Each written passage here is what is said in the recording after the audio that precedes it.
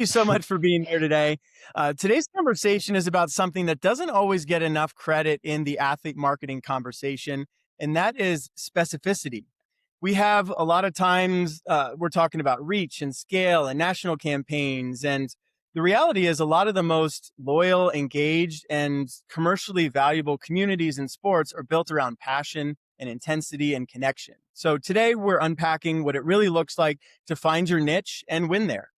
And right off the bat, I would say I don't love the term niche. I think it kind of implies something that's lesser or not as good. But for the purposes of this conversation, we're going to use it and we'll contextualize it in today's conversation. So, my name is Julian Valentin. I am the Senior Vice President of Athlete Relations and Marketing with Opendorse, but I'm really here to amplify the experience and the expertise of the experts that we have here today. And we'll go one by one and introduce the crew that we have. First, we have Lexi Hammerman. Lexi is the founder of Mountain Athlete Agency, where she's built one of the most focused athlete representation practices in the country, who works exclusively with skiers and snowboarders to help them secure meaningful brand partnerships. A former physical therapist and brand sales executive, Lexi brings a unique lens to the athlete development space. She's also the author of Her Playbook, a resource dedicated to education and empowerment for athlete entrepreneurs, which is a great publication. Lexi, why don't you say hello to all the friends here we have? Thank you for that amazing introduction, Julian. I'm so happy to be here and get to learn from the other panelists and to have a great conversation today. Thank you. Appreciate your time. Next up, we have Jake Keiser. Jake is a student athlete and standout on the men's golf team at Grace College. And he's one of the most creative content creators in the college athlete space right now. Give the man a follow. With over 20,000 followers and a really unique storytelling style that taps deep into golf's humor and culture, Jake has built a genuinely engaged community around the sport he loves and plays. And honestly, this guy is just getting started. So smart, so sharp. And honestly, I'm very proud to be able to support Jake on the journey through our Opendorse One program. So, Jake, why don't you say hello to the people? Awesome, Julian. What's up, guys? Thank you for introducing me there. I'm excited to just be able to talk to you guys a little bit more about the content side and some of the strategies that I'm using, and just hopefully everyone can just learn something. So, yeah, I'm excited. We're excited too. Appreciate you. Last but certainly not least is Anna Tempestoso, who serves as the content director at Project Repat, a company that transforms used merchandise into one-of-a-kind quilts, blankets, and other takeaways. Project Repat has completed hundreds of athlete activations, maybe thousands, honestly, partnering with athletes across a remarkable range of sports, from Olympic competitors to emerging college stars. And she leads content strategy and marketing for the brand, somebody who has done incredible work in the space. And we're really excited to be able to spotlight you today. Anna, how are you? So great. Thank you so much, Julian, for that introduction and for this opportunity. I'm so excited for this conversation. Let's do it. All right. So we know everybody now. Let's dive right into it.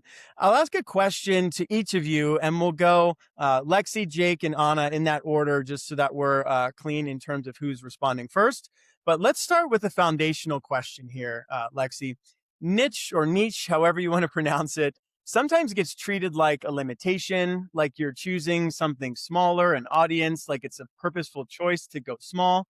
And as I said off the top, I don't really love that term because it does feel like a little bit of a negative statement. So how do you think about that, the term niche, as a competitive advantage rather than a constraint? Great question. I say niche, but now you're Niche? making me All second right, guess. that's But I good clarity. think, and I have to be honest, Julian, I've only thought of this as a positive, and I'd love to tell you why. For me, it feels like if I want to have an important message to share and I shout it into a crowd, not a lot of people are going to hear me, and I'm probably not going to have a great conversation. But if I sit down with you, Julian, and you, Jake, and you, Anna, and I shout my message, we can probably create something really spectacular, and you can probably really hear me very well. And so that's how I think of creating a niche. And for me, skiers and snowboarders was that niche that I felt very connected to. And it also allowed me, when I take that niche to brands for pitches and campaign projects, I can say something very clearly and they can hear me because I know exactly what I'm talking about, who I'm talking for, and we can create something really, really impactful from that conversation versus shouting to everyone. So I think rather than talking to everybody and no one hearing me, I'd rather talk to you and you and me can create something really, really meaningful.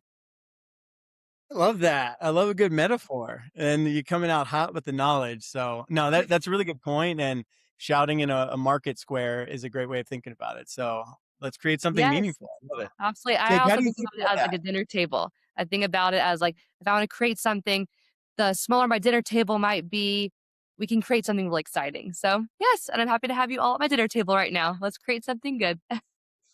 Round table, love it. I've been to your dinner table, and you make a good meal. You So have, Julian. That's right. I have. Absolutely. No, appreciate it. Jake, how do you think about it? That's some good advice there. What talk about it from your perspective, kind of that community Yeah. focused communication. Yeah, I'm gonna kind of piggyback a little bit off of what she said. But I mean, niche is a massive advantage in the golf space. I mean, I just think the idea of making content for everyone is just like kind of archaic and old. Um, and it just doesn't really allow for there's no space to jump into it. People already like that, people like Mr. Beast who's like just reaches out to everyone. Um, but niche allows for creators like myself to find their lane that they know so much about and kind of bring their own perspective. Um, yeah, and so something else I want to talk about. There's a certain type of creator that has become a little more normal in the past few years, and they're known as talking heads. And so they basically just talk to the camera, and it's usually about some sort of something that everybody encounters, whether it's like talking about something about school, something, anything. Um, and this is great in a space where it might go viral, because people know what they're talking about. But generally, the people who watch those videos have nothing to do with the creator, and they have no similarities. And so it really makes it hard to connect with them on a personal level. And then somewhere down the road, like how can you really create your personal brand with people like that? Um, so like for me, if I was that way, how could I um, kind of connect with someone who lives in, you know, somewhere in Europe who knows nothing about golf? It's going to be really hard to sell them a golf product later in the future. And so that's kind of what I think about it. I think it really opens up that it's a really unique chance to be able to connect with people. I love it. There's a lot of follow-up questions there for a later time. I'm so impressed in the way you work at your craft. Like, a lot of people think that you just create an account and, you're just the talking head thing, but there's so much strategy that goes into it. And it's clear that you're very diligent in how you prepare and how you think about the space. So credit to you, and the future is super bright. Yeah, awesome. Anna, let's end with you. And I think thinking about it from the brand perspective, from the advertiser perspective, what you're building at Project Repat, like how do you think about connecting with those localized communities and the advantages of it?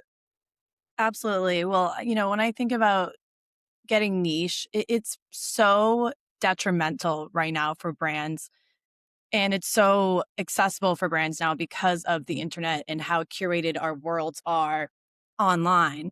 And so for us and how emotionally important and meaningful our product is, it's really valuable to get niche because we can really think about, meaningful moments that athletes often are going through, like graduating as a student athlete and knowing how is this person feeling? How can we really tap into that moment? Not only getting niche about the specific person or customer we're trying to connect with, but also where they are in that moment of time is really valuable.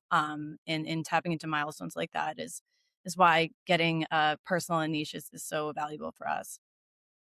I love that. And a great way to tie it to what you do and what you've built is that connection, that emotion of that deep connection that you have. So I love that perspective. Thanks for sharing. Awesome. Lexi, let me go back to you here and let's keep digging in on this general topic. There are lots of sports and lots of athletes to represent. There's no shortage of options for people. Why was it for you that you wanted to lean into the winter sports, skiing, snowboarding? Talk us through how you landed on this community, how you identified the need, and kind of how you knew that this is what you wanted to build your business around. Yes, absolutely. Thanks, Julian. So, my entire life, I've been such a fan and a very active player in the sport. I'm a skier myself, and now I'm teaching my little daughter how to ski. And so it's been a meaningful part of my life. And then with my time at Opendorse, I was really learning about how much money is flowing through athletes, through sports, through brand partnerships. And it really led me to create a passion for trying to get skiers and snowboarders their fair market share. And I think it's very interesting because so many people enjoy the sport. They want to learn the sport, even not at a competitive level, but with their families and friends. So it's something that people can access. Okay. It's also the most viewed sport at the Winter Olympics.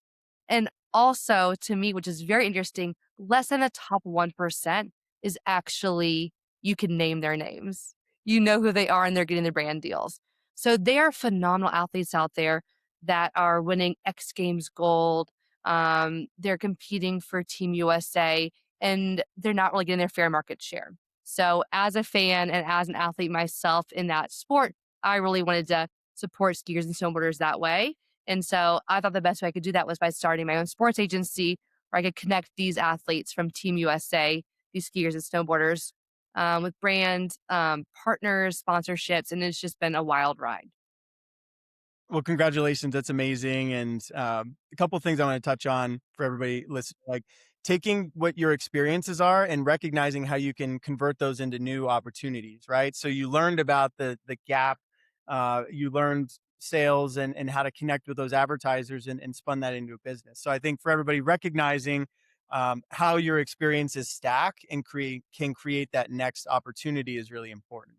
And then the Oh, other thing, yeah, one other thing that I would call out too that makes me think of Anna and Jake as well is like you participate in winter sports. You spend time in Vail and in the mountains here in Colorado, and you don't have to try to make something that you're not. And I know Anna, like Project Repat's a perfect for you because of your interests and the things that you do in your personal life and how you live in that world of merchandising and new products and building things. And so I would encourage everybody to just think about what they do, what they're interested in, and how they can create real business opportunity from that. And of course, Jake, like you're really good at golf. Maybe I should talk about golf and build a business around what I love and what I'm good at.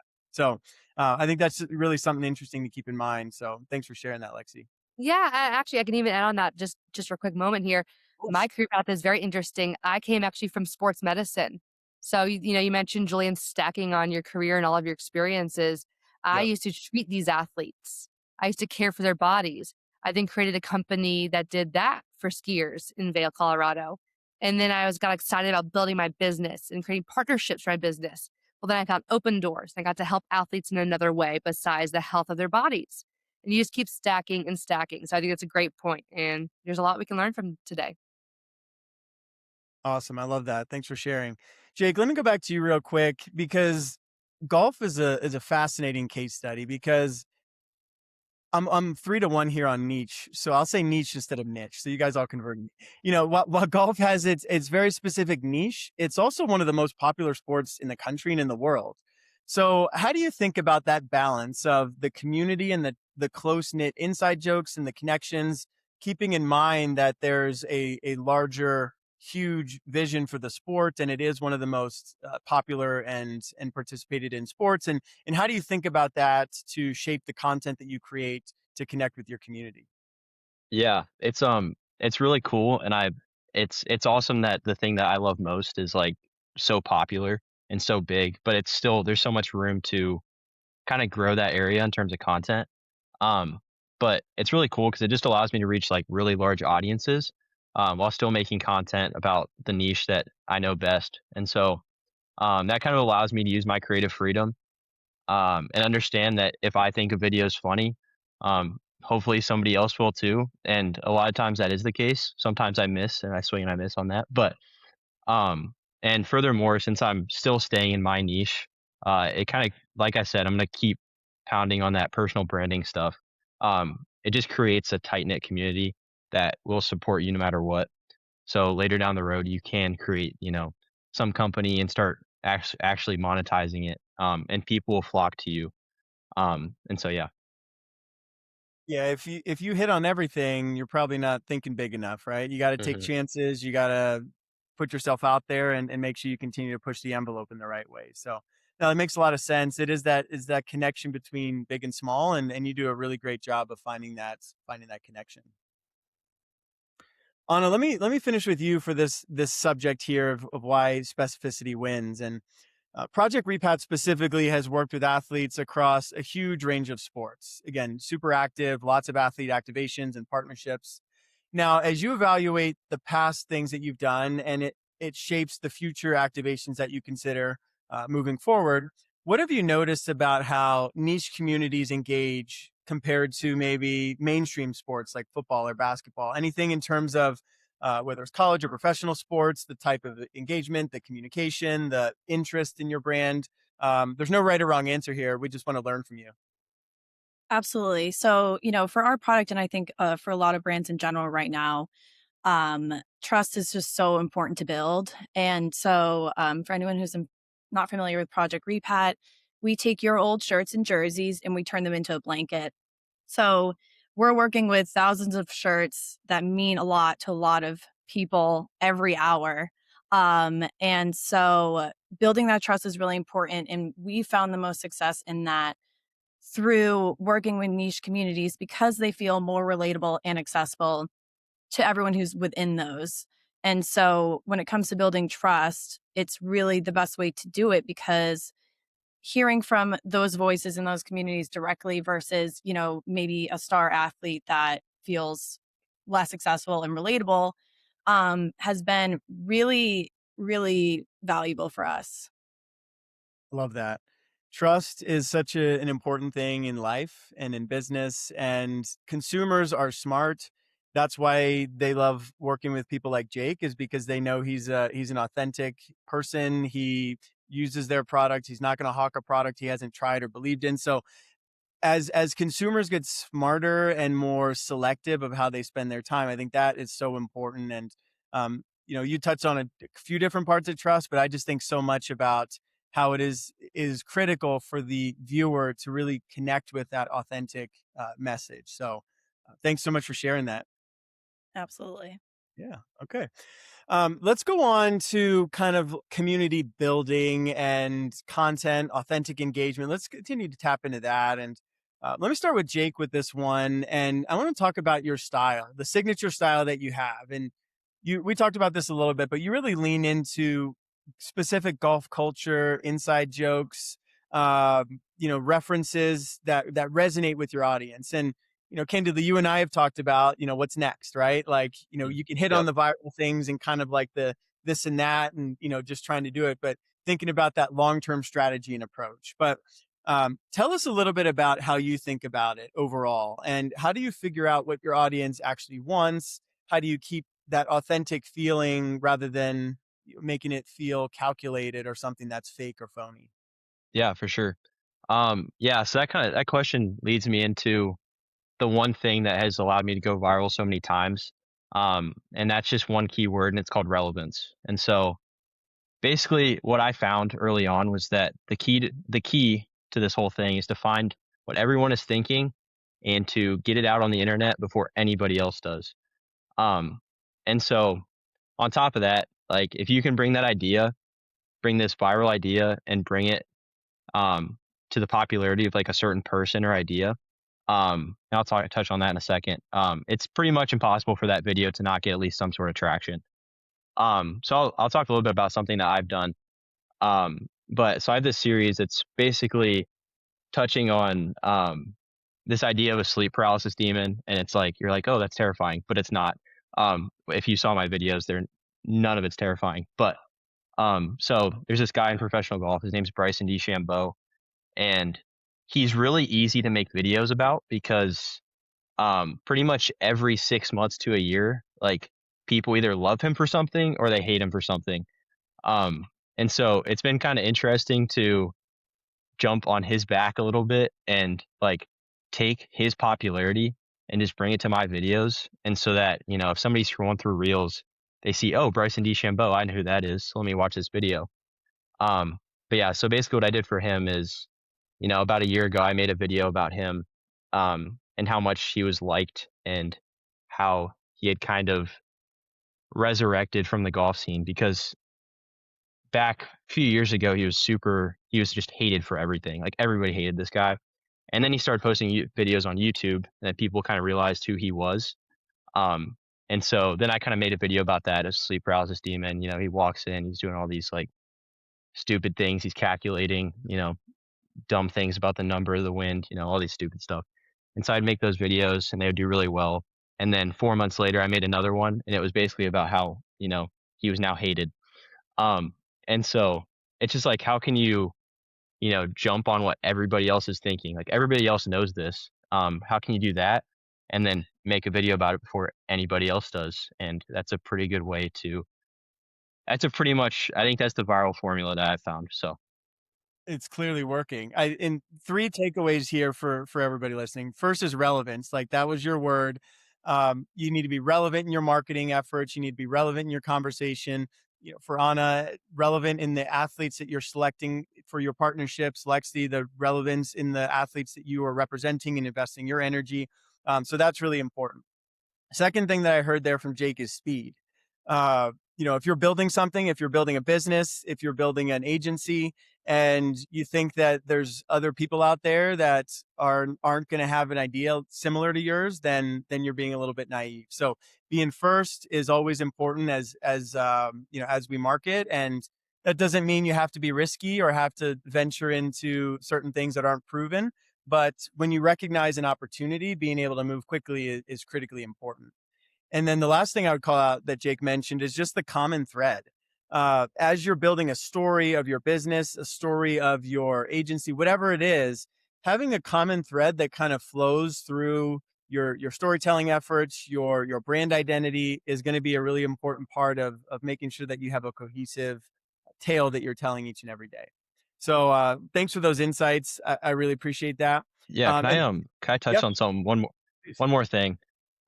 So obviously that's all great and like we all want to go viral, but obviously you're probably thinking like, Jake, didn't you just talk about, 5 minutes ago that it's not all about virality, and it's not.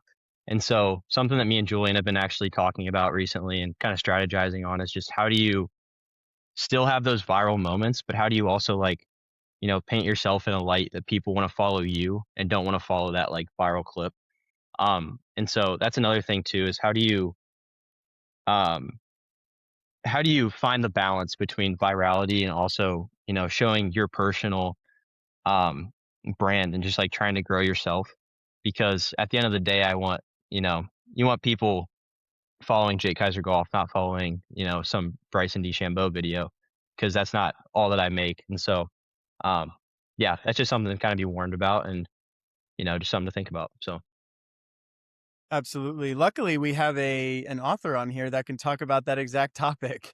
And I know, one of the things that Lexi has worked really hard to is uplift and empower women's sports. And I know how central that is to your work, and not just a talking point, but truly how you organize your work, your efforts, your agency, all of those things. So why is it important for you personally to amplify women's sports, specifically with your book, but also the work that you do to provide opportunity and connection and support? And how does it show up in the work that you do each and every day as you connect them with brands and opportunities?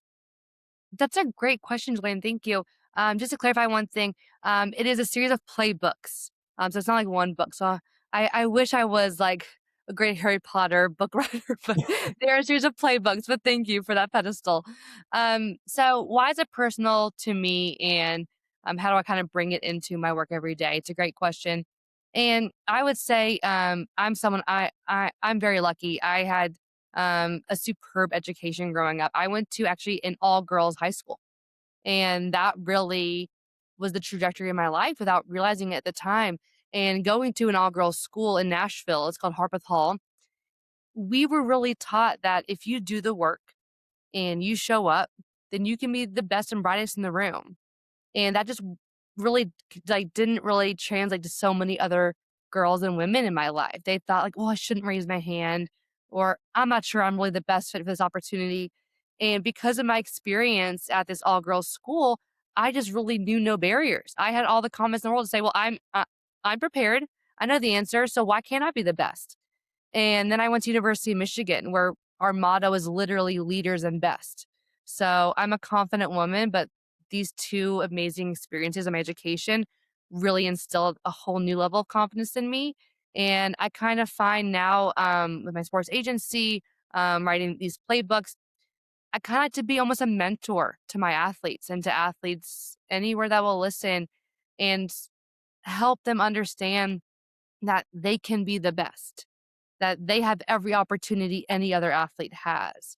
And if you just do the work, show up, answer the right questions, and raise your hand, then every opportunity can be yours.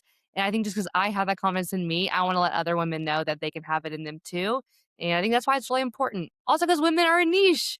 So back to niche marketing. You get me fired up. Let's go.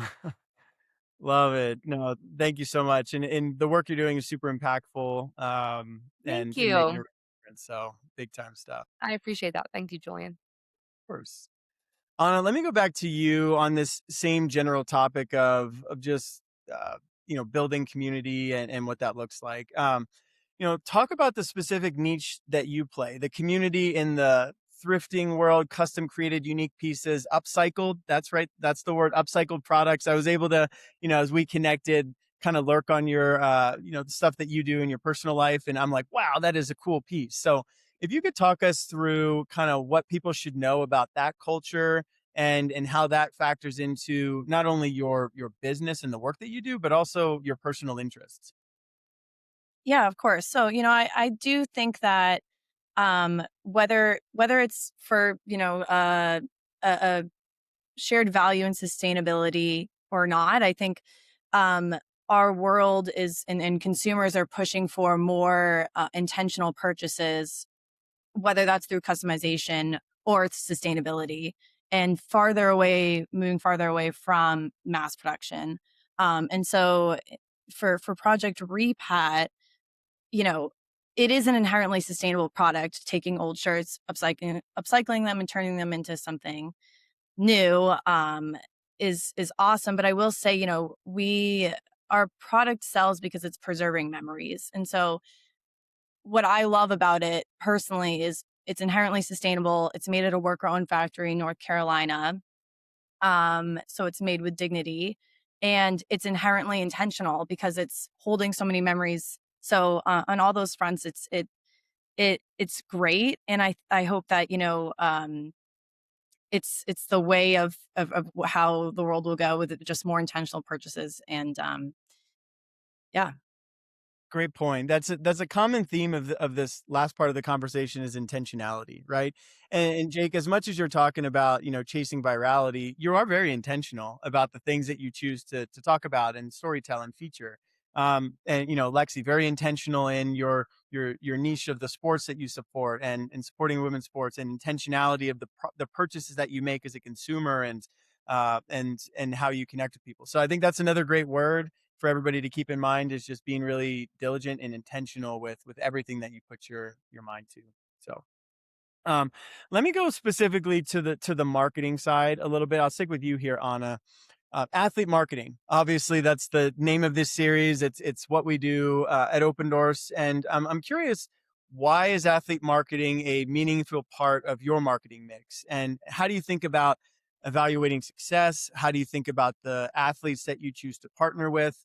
Just take us through that concept and that idea of why you're really leaning into this as something that can drive your business forward. Absolutely. So all of our t-shirt quilts tell stories. And so we learned pretty quickly, we all have a lot of shirts, whatever we're involved in as people. But we learned pretty quickly that athletes have a lot of them throughout their entire lives, throughout all the sports that they're involved with, through school and all those milestones. And so it just made sense for us to focus on partnerships with them. And like this entire conversation today, really focus on all the specific communities within sports. And yeah, so it's just been really powerful and valuable for us um, in that way. Absolutely. No. Now, let me take that and then spin it to maybe to Lexi from your side of things. So, from the representation side, you're talking to brands and you're having conversations. You're trying to position what you do and your athletes. So from the representation side, when you're bringing a skiing or snowboarding athlete to the conversation with the brand, like what is your pitch? How do you position them? What do you say that maybe they haven't thought of before in their consideration of whether or not athletes fit into their brand mix? That is a great question. And I love talking about this all the time, actually, because I think my pitch is actually very unique. And the first thing I do is I'm a business owner. I have run and owned multiple businesses in my career. And so the first thing I want to do is I want to get to know the brand. What's working well? Where are you? Where do you want to go? And we don't even talk about my athletes. I don't even talk about campaigns. I just want to know who they are, what do they need, and what can I help them with. Once I understand that, I really take away anything that feels like it could be separate. I want to like just take away any sort of separation, and I make myself a part of their company. I truly, I'm like, okay, all right, like let's accomplish that goal, and I'm going to help you. I make myself a part of that brand, and then actually, once I kind of understand their goals, I immediately bring in the campaign. I really bring in a full campaign with our athlete as that solve or that solution to their brand goals. So for them, it just feels seamless. It feels like I'm working for them. It feels like this athlete is the solution to their brand goals. And it is very, very rare for you to hear me on a call talk about athlete stats, engagement rates, even professional activity. I am really someone, this is about the brand. They're spending their money for something very important. And I have an athlete that I truly believe that because of who they are as a person, their name, image, and likeness can support them in achieving their goals. Man, I love that intentionality again. I bet they love that. It's not a sales pitch. It's like a how I can help you. I understand your needs, and then just positioning that in the right way. So super smart, and that's incredible insights. Thanks for sharing that. Thank you. I appreciate that. Absolutely. Jake, let me finish with you on this here, activation topic. Like you've had lots of interest, lots of deals with golf specific brands and companies. And this is common, whether it's a gymnast with a leotard company or soccer with Salt, which does like anti smelling bags, for gloves and shoes and stuff. Like naturally brands that serve a specific sport or community are going to have more of a connection. So what do you think about golf specifically, and what it is about the sport that lends itself to its recognition of how you could be a great storyteller? And talk about how some of these sports are tailor made for those deep partnerships with those specific brands that play in that space. Yeah. So I think I have an interesting perspective on this. I like how you set this up because, we have the brand and then you have the person who's reaching out to the brands and then you have the actual athlete. So it's kind of interesting to hear all three perspectives. Um, but I think it's all like, who's my audience? Um, so I learned this probably a year ago. I saw this YouTube video and it was basically, I talked about Grant Horvat a little bit earlier, but big golf creator on YouTube. It was talked about how much he made just from like ads and stuff on YouTube. And it was really interesting because this guy is making, he has about 2 million follow or 2 million subscribers on YouTube, but he's making about as much as, somebody like Ryan Trahan who has, 20 million follow or subscribers on YouTube, but makes about the same amount of money. And the reason is, let's say, a VPN or some sort of like bank, reaches out to Ryan Trahan and is like, "Hey, let's do something." Um, the odds that somebody watching that video is actually going to get sold and it's actually going to convert into a sale is much less likely than if a golf club company reaches out to Grant Horvat and he makes a video about it. And that's because everybody watching the Grant Horvat video is probably a golf fan of some sort. They didn't just accidentally click on the video. Whereas the Ryan Trahan video, it could be a grandma or it could be a 5-year-old. Like it's everyone. Um, and so that's a really, really cool thing for, creators in the golf space and other sports, is because you're gonna get paid a lot more in ads because these people are gonna get it's gonna be way higher conversions. And so like what does that mean for a golf brand? And this is kind of talking to like what Anna does. if I have 5 grand to spend on ads, I want to find a creator that has the most people that would want to buy my product. And so golf really sets up uniquely for that. Um, and yeah, it's really, I'd rather find a golf creator than I would a lifestyle creator if I'm trying to sell a golf club. So um, it's pretty interesting. It's pretty game changing, but it's really an interesting thought. So Yeah, thanks for it. It gets you lower in the funnel, right? And I think it's a great reminder of, you know, everybody on this call has to answer to somebody about why they made a decision, right? So, Anna, you have to go to, board or boss and say, I made this choice to work with this athlete and here's what happened. So, a lot of times sales or conversions are a part of that ROI that you're looking for. And when this NIL first started, specifically in the college space, there were a lot of people that would be like, oh, well, I went to Michigan and I'm just happy to support the Michigan athletes. And it's fun to have my small business working with Michigan athletes. But we've advanced and matured to a point where that's not really good enough in most cases. There are certainly donors and donor led organizations that simply exist to support their programs. But real businesses, actual brands, and real advertisers have to show what they're getting in return for that spend. So I don't know if you have any thoughts on that, just how you think about the importance of that, or Lexi, from your experience, but that is important. It's all about, being able to show the results that you invest in. Yeah, I mean, I do have something to share. I think for us in our product, we've actually found a lot of success in working with just student athletes and not necessarily big celeb athletes. And I think that goes to show for, our whole conversation about connecting with these niche communities is because student athletes and athletes that feel a little bit more like a normal person with this amazing talent and career just feel more relatable and accessible. And so um, we found a lot of success in that. Absolutely. Congratulations. Let's wrap it up here. Every conversation I feel like has to have the what's next. Well, let's look ahead to the future. AI is always something we talk about. So let's go around the horn again. Lexi, we'll start with you like we did at the top. As we just discussed in the last 40 plus minutes, these communities that we activate in are only going to grow in importance as audiences are looking for a more specific connection, as AI and potentially withers away at authenticity, and that becomes even more important. So this is all fueled by digital engagement, by the tools in which we can connect with people, and it's made our storytelling efforts that much more targeted and specific. So Lexi, what do you think the next chapter looks like as brands consider how they can use athletes and marketing tactics to make sure that they are getting those conversions and the results that they're looking for? What's next? This is a great question, and I wish I did not have to answer first. I'm sure I can learn a lot from my other panelists, from Anna and from Jake here, and even from you, Julian. I'd love to learn from you guys, what this looks like in this new era.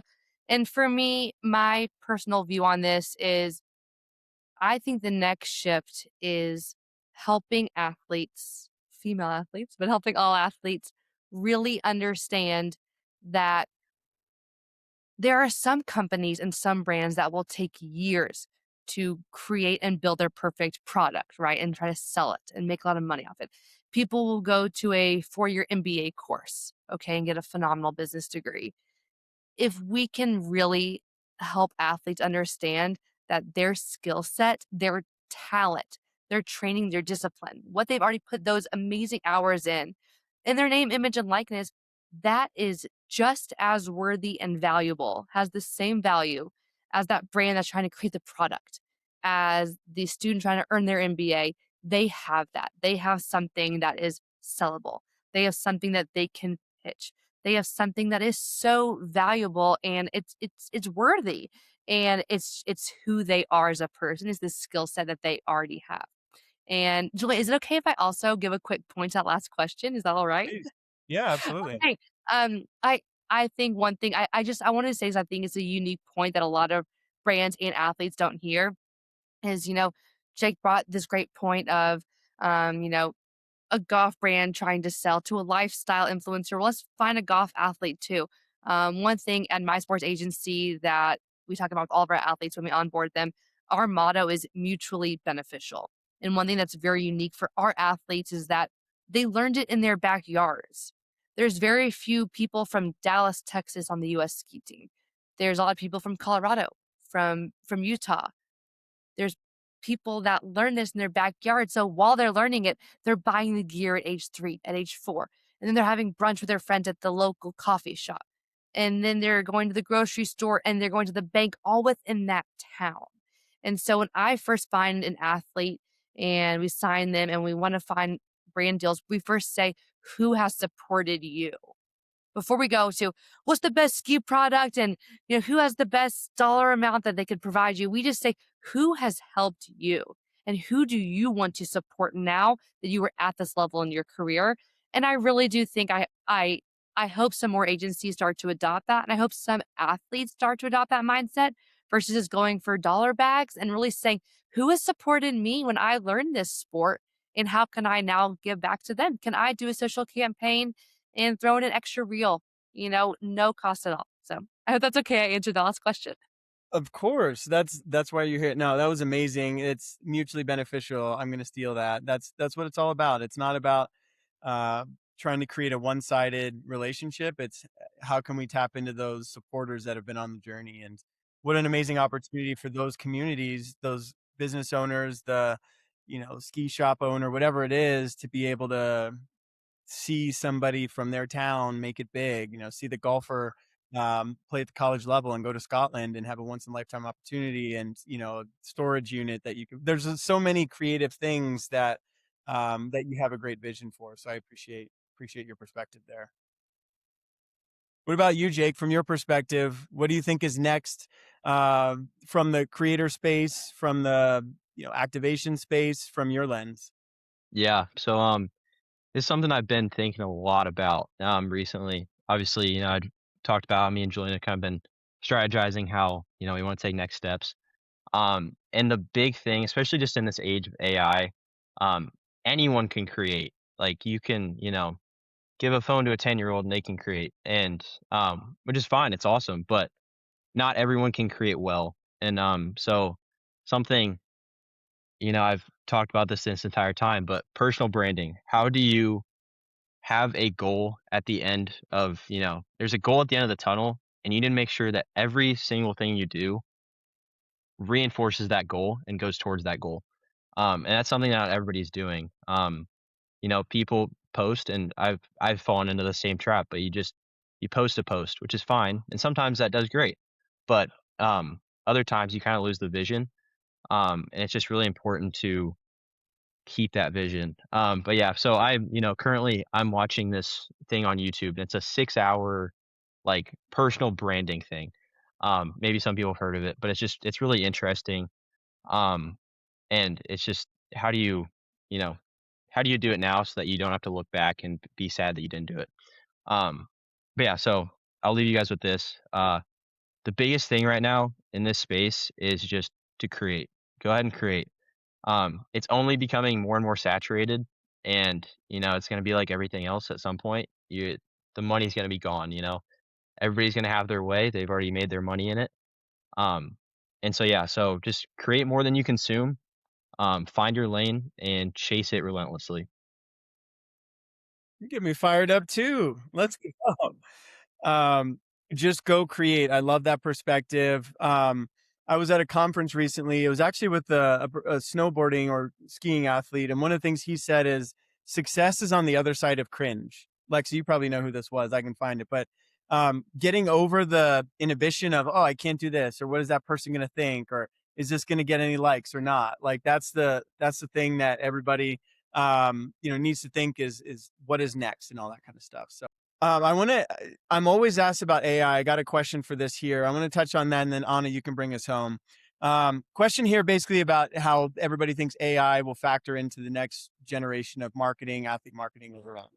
I think a lot about this during my day job at Opendorse here, and the way I view AI as it factors into marketing is as an efficiency play. It's something that can create an opportunity to do more, to be more effective. Like Jake said, you just got to go and do it. So it can help create posting strategy. It can help create, audits to make sure you're doing things the right way and maximizing certain opportunities. So overall, I believe AI can be a great oil for the machine of marketing efforts. At the same time, I think that humans are going to have much more of a desire to connect with people in an authentic way, a natural way.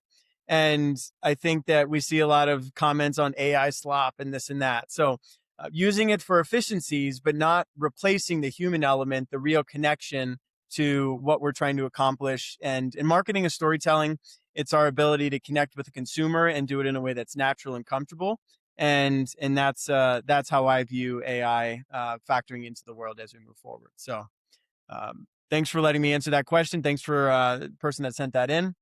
Yeah, we got real life. We got people showing up. We got moms taking off for swim lessons.